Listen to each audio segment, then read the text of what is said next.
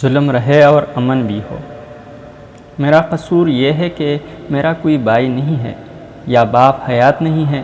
جن کے باپ بھائی نہیں ہوتے ان کی زندگی نہیں ہوتی، انہیں گلی محلے میں سے گزرنے نہیں دیتے لوگ۔ اس میں میرا کیا قصور ہے؟ وہ چیخ رہی تھی۔ دانی اسے چپ کروانے کی کافی کوشش کر رہی تھی پر وہ چپ نہیں ہو رہی تھی اور ہمیشہ کی طرح سدرا بیگم آنکھوں میں آنسو لیے اپنی بیٹی کو دیکھے جا رہی تھی۔ آج بھی جب وہ دہی لینے دکان پر گئی تو وہ دکاندار گانا لگائے بیٹھا تھا۔ پہلے اس کا باپ کام کرتا تھا دکان پر تو مہرین کو کوئی مسئلہ نہیں ہوتا تھا، پر اب اس کا بیٹا بیٹھتا ہے دکان پر۔ مہرین کچھ بھی لینے جائے وہ ٹرک پن کا مظاہرہ کرتا تھا۔ مہرین کو دیکھتی ہی خود بھی گانے شروع ہو جاتا ہے۔ سودا دینے کے بہانے اس کا ہاتھ پکڑتا تھا اور کئی بار اپنا نمبر دینے کی بھی کوشش کی، جو کہ مہرین نے اس کے منہ پر مار دیا، پر دلاور کو کوئی فرق نہیں پڑتا تھا۔ آج بھی وہی سب ہوا تھا، اس لیے مہرین غصے میں تھی۔ جب اس نے چیخنا چلانا بند کیا تو سدرا بیگم اس کے پاس آ بیٹھی اور پیار سے گلے لگایا۔ دانی نے ماں بیٹی کو اکیلا ہی چھوڑنا بہتر سمجھا اور واپس اپنے گھر چلی گئی۔ میری پیاری بیٹی، میں نے ساری عمر صبر کیا اور میں چاہتی ہوں تم بھی صبر کرو۔ صبر سے بڑی کوئی چیز نہیں ہے۔ اللہ تعالیٰ صبر کرنے والوں کے ساتھ ہے۔ آنکھوں میں آنسو لیے وہ مہرین کو سمجھا رہی تھی۔ مہرین چپ ہو گئی۔ سمجھ رہی ہو میری بات؟ سدرا بیگم نے اس کی طرف دیکھا تو اس نے ہولے سے اس بات میں سر ہلایا۔ اب جاؤ، منہ ہاتھ دھو کر آؤ، میں کھانا لگاتی ہوں۔ مہرین نے پھیکی مسکراہٹ ماں کی طرف اچھالی اور اپنے کمرے میں گھس گئی۔ 2 دن بعد وہ جلدی جلدی کالج جانے کے لیے تیار ہو رہی تھی۔ آج اس کی آنکھ دیر سے کھلی تھی۔ وہ آج ناشتہ کیے بغیر جا رہی تھی۔ سدرا بیگم اسے ڈانٹ رہی تھی پر وہ تیار ہونے میں مصروف تھی۔ جلدی سے اپنا بیگ اٹھایا اور سدرا بیگم کی گال چوم کر وہ جلدی سے گھر سے نکل آئی۔ توبہ توبہ، یہ لڑکی مجال ہے جو میری سن لے، وہ خود سے کہتے ہوئے پھر سے اپنے کاموں میں مصروف ہو گئی۔ مہرین تیز تیز قدم اٹھاتے ہوئے جا رہی تھی، ساتھ ہی دلاور بھی اس کے ہم قدم ہو لیا، پر مہرین نے اسے نظر انداز کرنا ہی بہتر سمجھا۔ ویسے تمہیں پتہ ہے کیا؟ اچھا نہیں پتہ تو بتا دیتا ہوں۔ ایک تو تم ہو بہت حسین، اوپر سے یونیفارم میں اور حسین لگتی ہو۔ خالہ کو کہو نظر اتار لیا کرے تمہاری۔ دلاور BA پاس تھا، شکل بھی اچھی خاصی تھی، بس اس ٹرک پن کی وجہ سے مہرین کو اس سے سخت نفرت تھی۔ تم میری بات سن رہی ہو؟ مہرین نے اور تیز چلنا شروع کیا۔ وہ پیدل ہی کالج جاتی تھی۔ پہلے تو کبھی دلاور ایسے اس کے پیچھے نہیں آیا تھا۔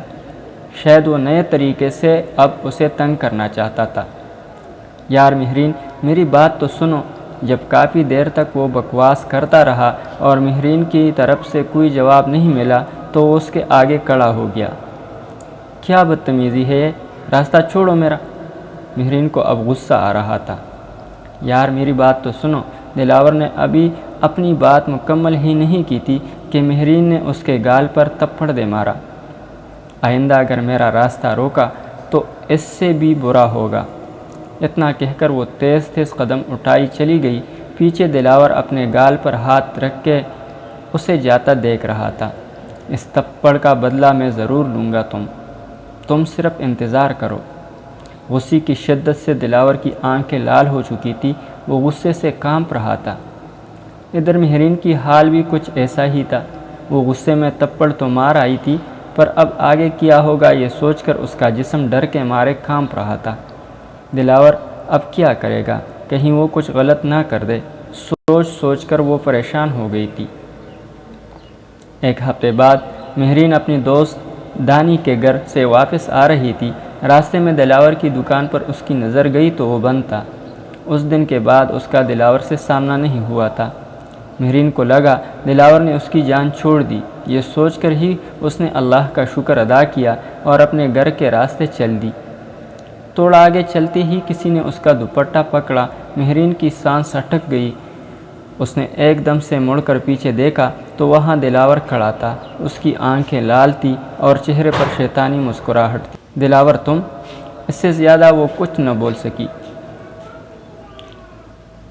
دلاور نے ایک جھٹکے سے اس کا دوپٹہ اتار کر اس کے گلے میں لپیٹا اور دونوں طرف سے اس دوپٹے کو کھینچ رہا تھا۔ مہرین کی آنکھیں ابل کر باہر آ رہی تھی، اس کا دم گھٹ رہا تھا، اس کی آنکھوں کے سامنے اندھیرا آ رہا تھا اور شاید اب اس کی آخری سانسیں چل رہی تھی۔ آہستہ آہستہ اس کی آنکھوں کے سامنے بالکل اندھیرا آ چکا تھا اور اس کی آنکھیں ہمیشہ ہمیشہ کے لیے بند ہو گئی۔ دلاور نے ایک دم سے اس کا دوپٹہ چھوڑ دیا اور کھڑا ہو گیا، 2 قدم پیچھے ہو لیا اور گہری گہری سانسیں لینے لگا۔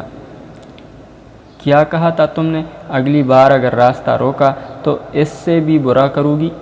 دلاور سامنے پڑی مہرین کی لاش سے بات کر رہا تھا، غصے اور خوف سے کانپ رہا تھا۔ دل میں ایک خیال بھی آیا تھا کہ یہ کیا کر دیا۔ دلاور پر اس وقت وہ صرف اپنے دماغ کی سن رہا تھا۔ 2 لوگوں کی آواز سنائی دی تو وہ ایک دم سے وہاں سے بھاگ کر اپنے گھر چل دیا۔ 3 دن بعد سدرا بیگم اور دانی ساتھ بیٹھی تھی۔ مہرین کی موت کا صدمہ بہت گہرا تھا۔ 3 دن مسلسل رو کر اب ان کے آنسو خشک ہو چکے تھے۔ وہ دونوں چپ چاپ بیٹھی تھی۔ ایک ماں کی اکلوتی اولاد کو مارا گیا تھا۔ وہ اپنی جوان بیٹی کے موت کا صدمہ لیے بیٹھی تھی۔ دنیا میں اس کا سہارا اللہ کے بعد مہرین ہی تھی۔ شاید اس کی پوری کائنات لٹ گئی تھی۔ وہ ایک بے بس لاچار ماں تھی۔ وہ تو کسی سے اتنا بھی نہ پوچھ سکتی تھی کہ اس کی بیٹی کو کس نے مارا، کیوں مارا، اس کا قصور کیا تھا۔ اگر وہ کچھ پوچھتی تو لوگ طرح طرح کی باتیں بناتے جن کی وجہ سے وہ چپ تھی۔ اور ایک لڑکی کی دوست جسے بہن کو مارا گیا تھا۔ دانی کا پورا بچپن مہرین کے ساتھ گزرا تھا۔ وہ کیسے ایک دم اسے چھوڑ کے چلی گئی؟ اسے یقین نہیں آ رہا تھا۔ دونوں خالی ہاتھ بیٹھے تھے۔ سدرا بیگم نے منع کر دیا تھا کہ مہرین کے کیس کو پولیس تک کوئی نہ لے جائے۔ اب وہ مر گئی ہے، میں اپنی بیٹی کا اور تماشا نہیں بنانا چاہتی۔ ظلم رہے اور امن بھی ہو، کیا ممکن ہے تم بھی کہو۔ ظلم رہے اور امن بھی ہو، کیا ممکن ہے تم ہی کہو۔ ہنستی گاتی روشن وادی تاریک میں ڈوب گئی۔ بیتے دن کے لاش پہ اے دل، میں روتی ہوں تم بھی رو۔ ہر دھڑکن پر خوف کے پہرے، ہر آنسوں پر پابندی۔ یہ جیون بھی کیا جیون ہے، آگ لگے اس جیون کو۔ اپنے ہونٹ سیے ہیں تم نے، میری زباں کو مت روکو۔ تم اگر توفیق نہیں، مجھ کو ہی سچ کہنے دو۔ حبیب جالب۔